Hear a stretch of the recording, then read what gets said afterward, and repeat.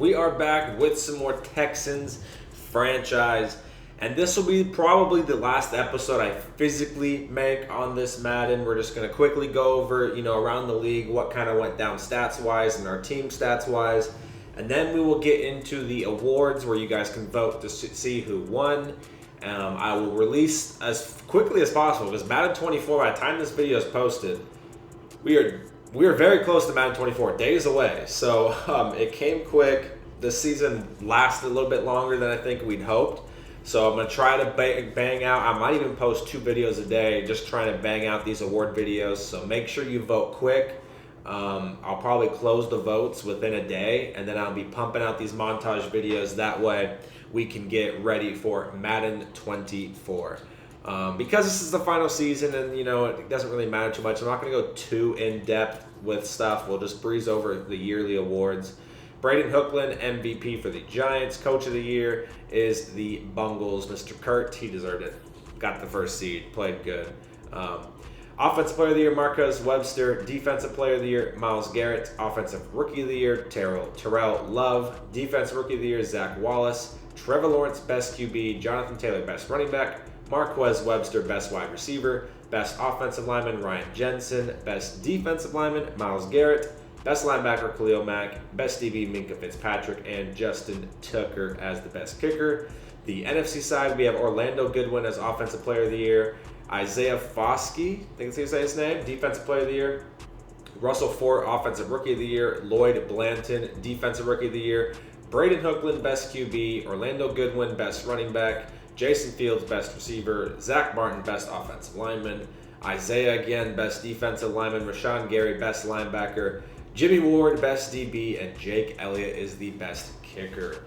We're going to go through the league leaders, and then we'll talk about our stats. We didn't really have, this was a very, very team-winning season for us. We didn't really have any outlandish players do, anything crazy. It was just kind of, everyone was just average, and we just managed to get the job done. Passing leader, Braden Hookland with 5,891 yards. He looks like to be the touchdown leader as well with 59 and 14 picks. That is crazy. That's very good. Austin Wolf led the league in picks with 34.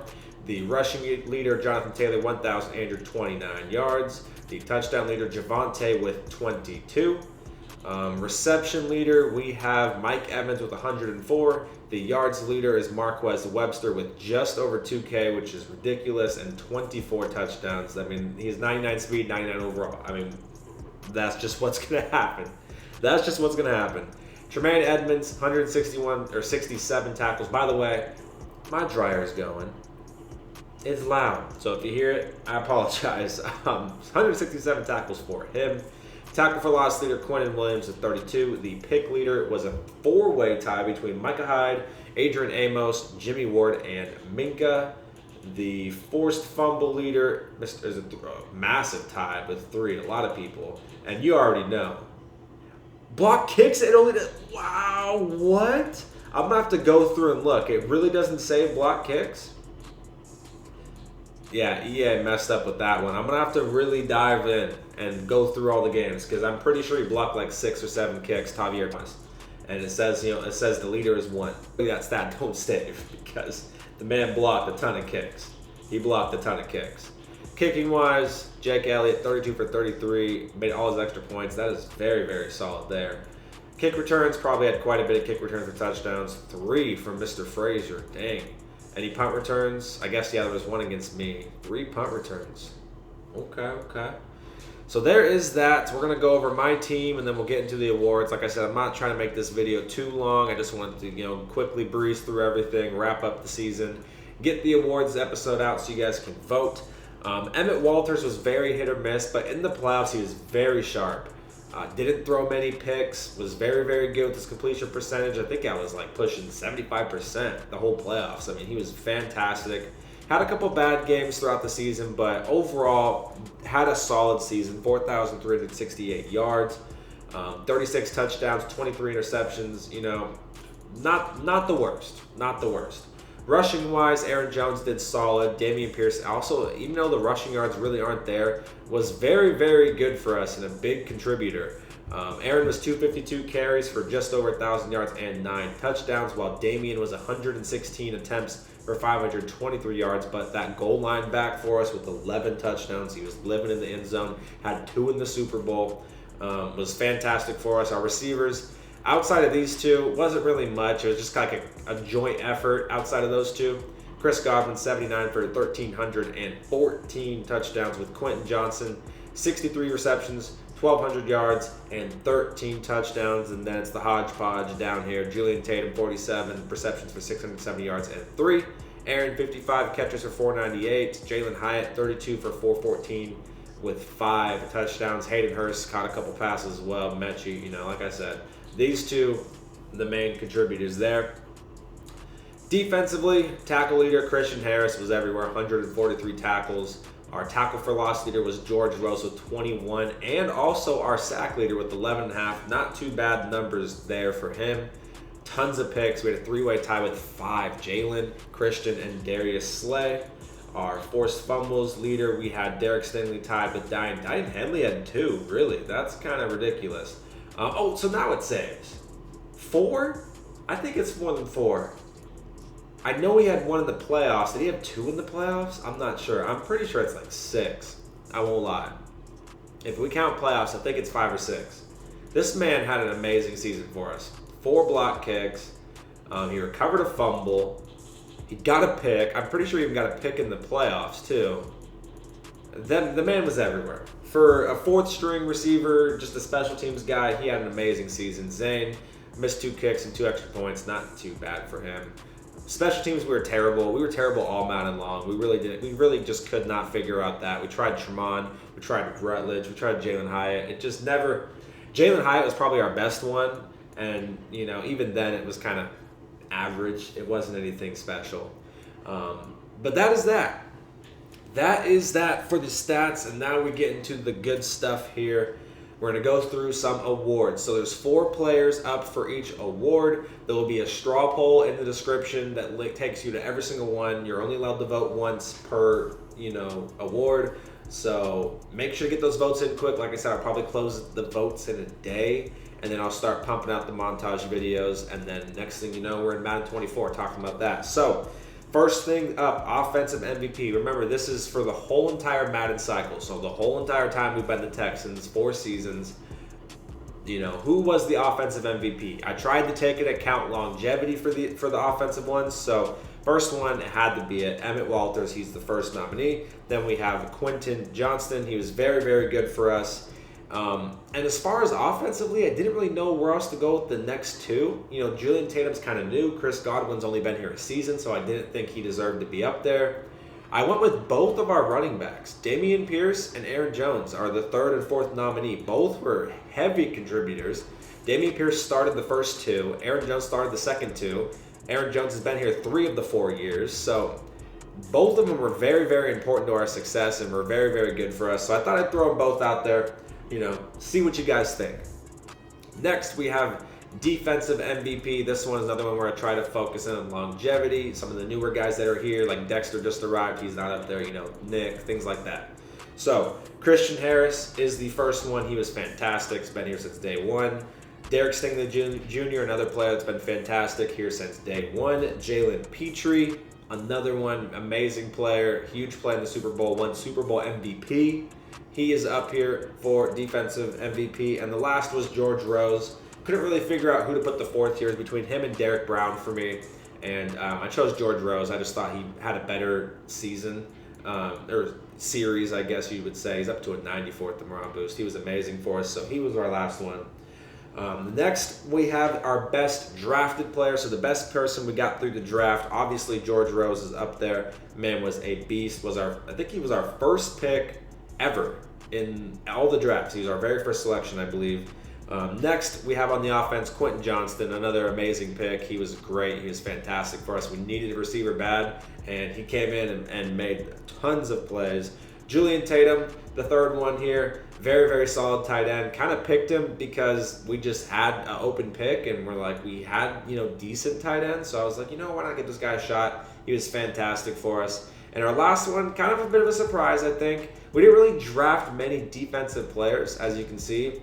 I mean, Tyree and George are really the only ones that actually did stuff. We had Diane Henley here for a season. Mozzie Smith, was okay. J.D. Peters was okay. So it was between Tyree and Jalen Hyatt, and I chose Jalen Hyatt because he had an over 1,000-yard season with us. I believe his rookie year he was over 1,000 yards. He was fantastic for us, and he just kind of died down once we got Chris Godwin and Julian. He wasn't making too many plays, but as far as longevity, I think Jalen Hyatt deserved to at least be in there. I don't think he'd win. Maybe you guys think he was the best drafted player, but decided to throw him in there. Next, we have our best free agent signing or trades, the best guys we acquired, as a move, for agency or through a trade. Chris Godwin up there for sure, obviously. The dude was a freak. 1 season with us. Godwin free agency was a monster. Next one, Aaron Jones, another player we got throughout free agency that was very, very good for us, was a big, big signing. Didn't make many trades this Madden, but we hit on a lot of free agents. A lot of free agents came to us, and that helped us out a lot. The next two are on the defensive side. First one being Darius Slay. He was great this season, had a lot of crucial picks. That diving pick is crazy. He had a couple diving picks throughout the playoffs. It's a big pass breakup, so he deserves to be up there. And the last one, Derek Brown. Yet again, another player through free agency that we picked up and was just an absolute force in the middle there for us. This one's a bit of a fun one I always like to do just because it's interesting. We have biggest bust. Who was the worst bust that we had? There's always a couple that just don't pan out. So the 4 we chose for that. First one, obvious, Davis Mills. Dude was a bum. I thought maybe start the season. He's young. He's on his rookie deal. If we do good, maybe there's a chance he could start for us and be our guy. He was terrible. I did trade him to the Broncos. I don't even know if he's still there. Matter of fact, I'll check real quick because he was traded. But I don't think he's there anymore because I know the Broncos do have Jalen Hurts. Maybe the Broncos have him as a backup. Yeah, he's not even there anymore. Who knows? He's probably out of the league. The dude was an absolute bum. He just did not work out for us. Sometimes that happens. Quarterbacks just don't work out. Next on the list is Brandon Cooks. I think he's on Philadelphia right now. He just didn't pan out. I didn't expect much from him, but if you guys remember back to season 1, T.Y. Hilton, who I picked up in free agency just to help Davis Mills, to just give me another weapon on a 1-year contract, just to help him year 1, to, give him just another target to look at. Outplayed him. T.Y. Hilton off the street. Outplayed him year 1. Second season, terrible. Outplayed. He just never could be a decent player for me. He showed up here or there. He just never was that guy we expected him to be.